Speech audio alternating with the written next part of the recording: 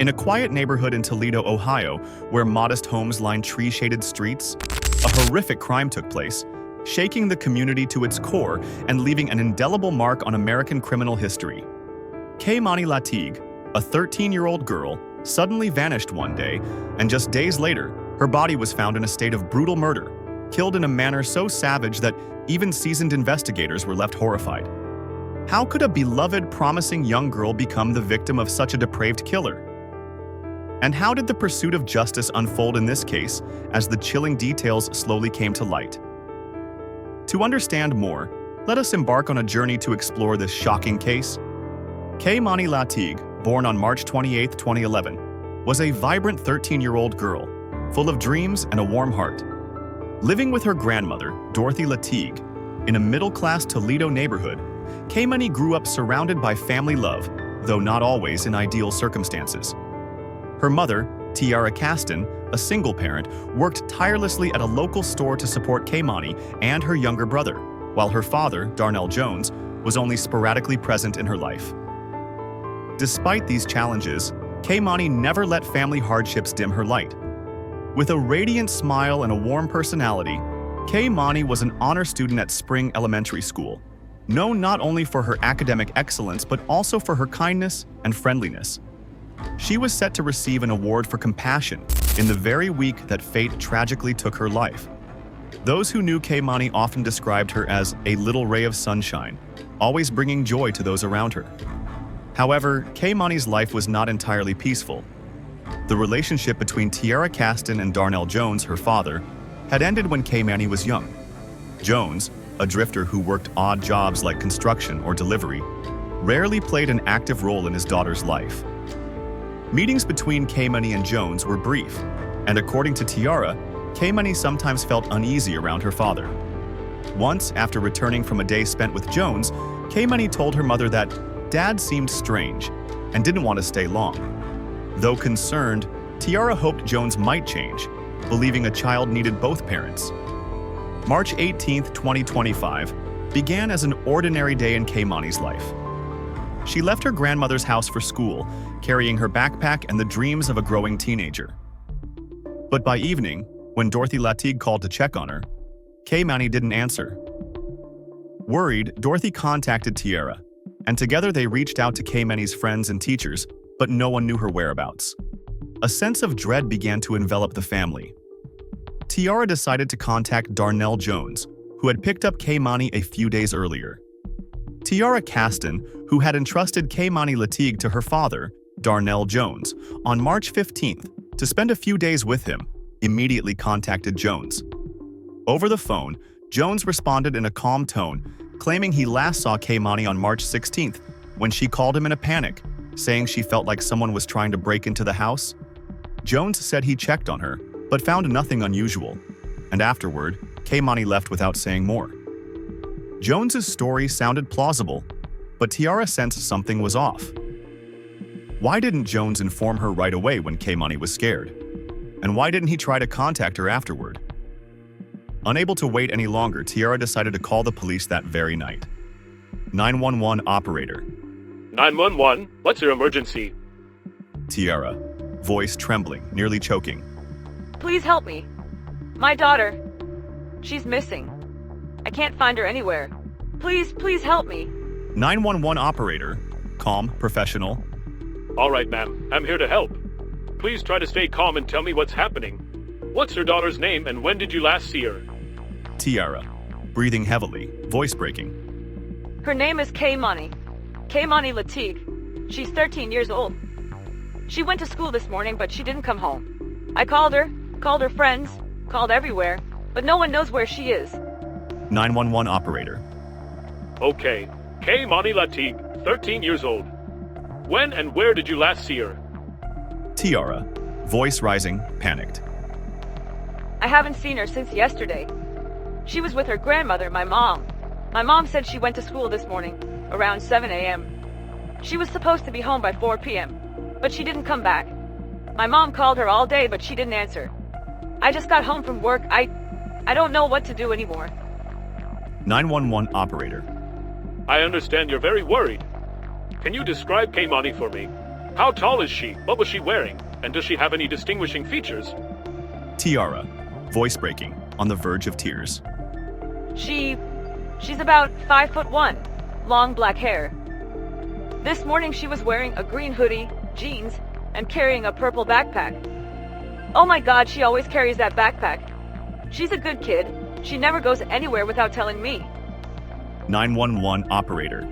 Thank you. That's very helpful. Do you know where she might have gone? Any friends or relatives she might have visited? Tiara, voice suddenly angry. I've called all her friends. No one knows anything. I called her father, Darnell Jones, and he said he last saw her the day before yesterday, but I don't believe him. He said she was scared, like someone was breaking in, but he didn't do anything. How could he just let her go like that? 911 operator. All right. Can you give me information about Darnell Jones? He's Kei'Mani's father, correct? Where does he live? Tiara, taking a deep breath, trying to stay calm. Yes, he's her father. He lives in Toledo. I don't remember the exact address, but I have his phone number. He picked up Kei'Mani a few days ago, said he wanted to spend time with her. But I don't trust him. Something's not right, I can feel it. 911 operator. We'll look into him. Do you think Kei'Mani might be in danger? Has anything unusual happened recently, like someone following her or her acting scared? Tiara, voice breaking, starting to cry. I don't know. She's a good kid. She doesn't have enemies. But lately, she said her dad made her feel uncomfortable. I don't know. I shouldn't have let her stay with him. Please, find her. I can't lose her. She's everything to me. 911 operator. I understand, Ms. Caston. We're sending an officer to your location right now to gather more information. Where are you at this moment? Tiara, voice weak, almost a whisper. I'm at my mom's house, 1423 Maple Street, Toledo. Please come quickly. I don't know what to do anymore. 911 operator. All right, we're sending someone now. While you wait, please try to stay calm. Is anyone there with you? Tiara, sobbing. My mom's here, and my son. But I can't stay calm. My daughter's missing. Please, find her. 911 operator. We're doing everything we can. An officer will be there in a few minutes. Would you like me to stay on the line until they arrive? Tiara, crying uncontrollably. Yes, please. I don't want to be alone. 911 operator. I'm right here with you. Take deep breaths. We're going to find Kei'Mani. Can you tell me anything else about her? Does she have any favorite places she likes to go? Tiara, voice trembling, trying to recall. She likes going to the park near her school, Elm Park. But my mom said she didn't go there today. She loves drawing. She always carries her sketchbook. Oh God, if something happens to her, I won't survive. 911 operator. You're doing great by giving us this information. We'll check the park and any other places she might have gone. The officer is almost at your house. You'll see them soon. Tiara, voice fading, exhausted. Thank you. Please find her. Please. The Toledo police swiftly launched an investigation into the disappearance of Kei'Mani Latigue. They issued an urgent alert, describing her as a black teenage girl, approximately 5'1" tall, with long black hair, last seen wearing a green hoodie and jeans. Images of Kei'Mani appeared on local news channels and social media, accompanied by a plea from her family. Please help us bring her home. The Toledo community, accustomed to the safety and friendliness of the neighborhood, was shocked by the news. Volunteers joined the search, posting flyers and checking every alley and park in the area. In the days that followed, police reviewed security footage around Kei'Mani's school and her grandmother's house. A blurry video from a nearby convenience store showed a girl resembling Kei'Mani walking with a man on the afternoon of March 16th. The man wore a dark jacket and a baseball cap, obscuring most of his face, but his gait and build matched descriptions of Darnell Jones. The video was not clear enough to confirm identities, but it strengthened the theory that Jones might know more than he admitted. Meanwhile, Darnell Jones unexpectedly appeared on WTVG News on March 19th, just one day after Kei'Mani was reported missing. In the interview, he appeared distraught, his eyes welling with tears as he spoke about his daughter. "I just want her to be safe," Jones said, his voice trembling. "Kei'Mani is everything to me. If anyone knows anything, please tell the police." The image of a desperate father moved many viewers, but investigators grew suspicious. Something about Jones's responses and minor inconsistencies between his statements and the family's information prompted them to dig deeper. Moreover, Tiara Caston reported that Jones had not contacted her after the interview, despite knowing the family was desperately searching for Kei'Mani. Suspicions began to form, and police decided to closely monitor Jones. On March 23, 2025, after 5 days of relentless searching, a horrifying breakthrough occurred. A local resident, walking near an abandoned housing complex in East Toledo, noticed a strange smell emanating from a partially burned building. Curious, they approached and discovered dried bloodstains on the ground near the entrance.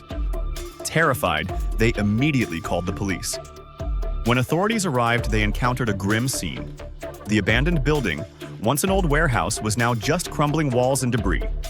In a hidden corner, beneath a pile of bricks and wooden planks, police found the body of a young girl. The body was partially decomposed, but clothing and long hair suggested it could be Kei'Mani Latigue. The police promptly sealed off the area and called in the forensic investigation team. The autopsy report later confirmed the worst. The victim was indeed Kei'Mani, but the details in the report stunned everyone who read it. Kei'Mani had not only been murdered but tortured in a brutal manner. She had been raped, one of her hands was severed, and her throat was slashed multiple times so deeply that it nearly decapitated her. The cause of death was determined to be multiple incised wounds to the neck. These injuries were not the result of a spontaneous act but showed deliberate and cruel intent. Investigators noted signs of a meticulously planned murder, with the perpetrator attempting to conceal the crime by leaving the body in a remote location. News of Kei'Mani's death spread quickly, sparking outrage and grief throughout the Toledo community. At Spring Elementary School, where Kei'Mani had studied, teachers and students held a memorial, placing flowers and candles at the school's entrance. Tiara Caston, Kei'Mani's mother, appeared before the press, her face stained with tears. She was my light, She said. Someone took her from me, and I want them to pay. Dorothy Latigue, Kei'Mani's grandmother, was completely devastated, unable to speak when asked about her granddaughter. As the community grieved, the police shifted their investigation toward identifying the killer. They began examining those closest to Kei'Mani, and Darnell Jones quickly became the focus. His statements were riddled with inconsistencies. Tiara recounted that Jones had picked up Kei'Mani on March 15th, but he claimed he only saw her on March 16th. Furthermore, Dorothy Latigue reported that when she checked her house after Kei'Mani's disappearance, she found it unusually disorganized. Kei'Mani's underwear was near the sofa, and her pajamas were discarded on the dining room floor. These details raised suspicions about Jones's behavior during Kei'Mani's final days. Investigators also searched Jones's home, where they uncovered disturbing evidence. A sofa in the living room had small bloodstains, later confirmed through DNA testing to belong to Kei'Mani. A trash bag in the house contained a pair of blood-stained rubber gloves. And though Jones claimed the blood came from a work-related injury, investigators were skeptical.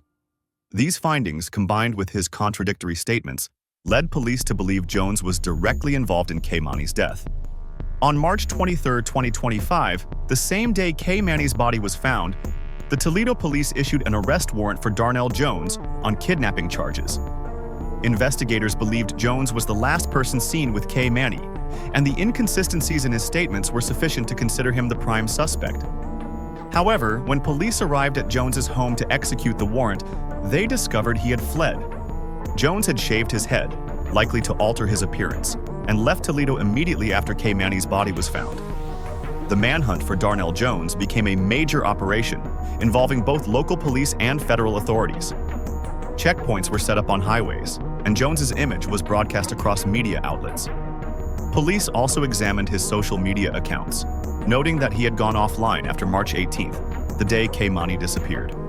Some witnesses reported seeing a man resembling Jones at a gas station on the outskirts of Toledo on March 22nd, but he quickly left when he realized he was being noticed. Meanwhile, investigators delved into Darnell Jones's past to understand his motives and psyche. Jones, 33, led an outwardly normal life. He worked odd jobs, mainly in construction, and had no significant criminal record. However, acquaintances described him as reserved, occasionally displaying odd behavior. A former co-worker recalled Jones talking about feeling trapped in life and having sudden outbursts of anger, but no one suspected he was capable of such a heinous crime. Kei'Mani's family provided critical information. Tiara Caston revealed that she and Jones had split years earlier, and he was rarely involved in Kei'Mani's life.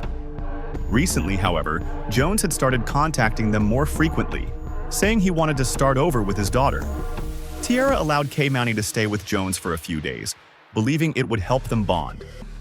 She never imagined this decision would lead to tragedy. On March 25, 2025, police received a crucial tip. A resident reported seeing a man resembling Jones at a makeshift housing area in Michigan, about 60 miles from Toledo. Police immediately dispatched a task force to the location. When they approached, Jones, realizing he was surrounded, fired at the officers, leading to a brief shootout. Fortunately, no one was killed, and Jones was quickly subdued and arrested. During his arrest, Darnell Jones displayed a peculiar demeanor. When an officer tried to reassure him, saying, "Everything will be okay," Jones responded, "No, everything is very bad." This brief statement caught the attention of investigators. It seemed like a hint of guilt, or at the very least, an indication of psychological distress. At the police station, Darnell Jones underwent hours of interrogation. Initially, he remained silent, refusing to answer questions. But under the weight of mounting evidence, including Kei'Mani Latigue's DNA found in Jones's car and bloodstains in his home, Jones began to break his silence. What he revealed left investigators stunned. Jones confessed to raping Kei'Mani before killing her, an act he described as a moment of losing control. After murdering her by slashing her throat, Jones attempted to dismember her body to conceal the crime. He severed one of Kei'Mani's hands and inflicted multiple wounds to her neck, intending to make the body harder to identify. However, he did not complete the dismemberment and instead abandoned the body in the derelict building, hoping it would remain undiscovered. Jones also admitted to attempting to burn the body but failing. Investigators believed this act suggested premeditated intent to harm. When asked why he committed such an act against his own daughter, Jones provided no clear answer. He repeatedly mumbled that things went too far and I couldn't stop. Psychologists brought in to evaluate Jones described him as exhibiting signs of psychopathy, with a mix of low self-esteem, repressed anger, and an unclear obsession with control. However, unlike the case of Issei Sagawa, where mental illness was used to evade criminal responsibility, the psychologist here concluded that Jones was fully aware of his actions and capable of legal accountability. News of Darnell Jones's confession spread rapidly, igniting outrage in the Toledo community. Small protests erupted outside the courthouse, with residents holding signs demanding justice for Kei'Mani. Many could not fathom that a father could commit such a horrific act against his own daughter. Some of Jones's acquaintances appeared on television, expressing shock and disbelief, stating they never suspected he was capable of such a crime. Kei'Mani's family, particularly Tiara Caston and Dorothy Latigue, was engulfed in profound grief. Tiara publicly criticized the legal system, questioning why Jones was allowed access to Kei'Mani without stricter oversight, especially given his past signs of instability. She also established a fund in Kei'Mani's name to support victims of domestic violence, hoping her daughter's story would help prevent similar tragedies. On April 23, 2025, a Lucas County grand jury indicted Darnell Jones on 15 charges, including aggravated murder with 4 specifications qualifying for the death penalty, first-degree rape, first-degree kidnapping, second-degree child endangerment, third-degree tampering with evidence, first-degree aggravated theft, fifth-degree abuse of a corpse. This was the first potential death penalty murder case in Toledo in over a decade. Lucas County prosecutor Julia Bates described the case as one of the most brutal in her over 40-year career. She vowed to prosecute Jones to the fullest, ensuring he faced the harshest possible punishment. Jones, represented by a public defender, pleaded not guilty to the charges. He is currently held at the Lucas County Jail with a $4 million bond, an amount nearly impossible for him to meet. The preliminary trial is scheduled for late 2025, but legal experts believe the case could drag on for years, especially if Jones's legal team attempts to cite mental health issues to mitigate the sentence. The case of Darnell Jones is not only a story of crime, but also a warning about the dark corners of the human psyche and the gaps in the child protection system. Why was Jones, a man with signs of instability, allowed access to Kei'Mani without supervision? How could a father commit such a brutal act against his own daughter? And most importantly, how can the community prevent similar tragedies in the future? Psychologists continue to study Jones's profile to understand his true motives. Some suggest he may have been driven by a combination of narcissism, feelings of rejection, and a perverse need for control. Others believe he may have been influenced by undiagnosed psychological issues. Meanwhile, the Toledo community is striving to heal from the shock. Local schools have implemented personal safety education programs, and organizations are advocating for reforms in the child welfare system. For many, Kei'Mani is not just a victim, but a symbol of innocence stolen too soon. The case of Darnell Jones and the death of Kei'Mani Latigue remains one of the most haunting crime stories in Toledo's history. It exposes not only the darkness within one individual, but also raises difficult questions about justice, morality, and societal responsibility. For those who knew Kei'Mani, she will forever be a light extinguished too soon, while Darnell Jones's story serves as a reminder that monsters can hide in the most familiar forms. As Jones's trial approaches, the community awaits answers. Will justice be served? Will Kei'Mani's family find solace in the court's verdict? Only time will tell. But one thing is certain: Kei'Mani's story will not be forgotten, and her legacy will continue to inspire efforts to protect society's most vulnerable.